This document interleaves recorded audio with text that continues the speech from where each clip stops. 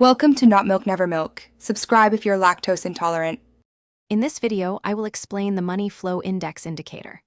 We'll start by defining what MFI is and how it differs from other momentum oscillators.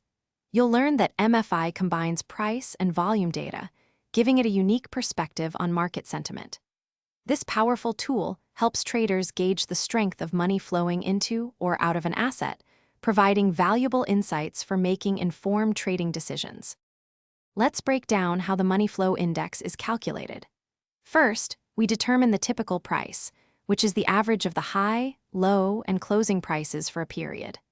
Then, we identify positive and negative money flow based on whether the typical price increased or decreased. Finally, the money flow ratio is calculated by dividing the sum of positive money flow by the sum of negative money flow over a 14-period lookback. This ratio is crucial for the final MFI value. Now, let's talk about interpreting MFI signals. The Money Flow Index oscillates between 0 and 100.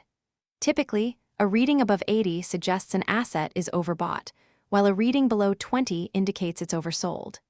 These extreme levels often precede price reversals.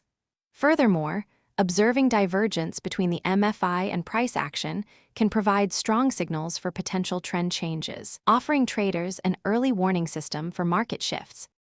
Finally, let's discuss how to apply the Money Flow Index in your trading strategy. MFI is excellent for confirming trends and spotting potential reversals. When MFI shows an overbought condition, it might be a good time to consider selling, and conversely, an oversold reading could signal a buying opportunity. Remember, combining MFI with other technical analysis tools, like support and resistance levels or candlestick patterns, can significantly enhance the reliability of your trading signals. Thanks for watching. If this was helpful, leave a like and consider subscribing. See you next time.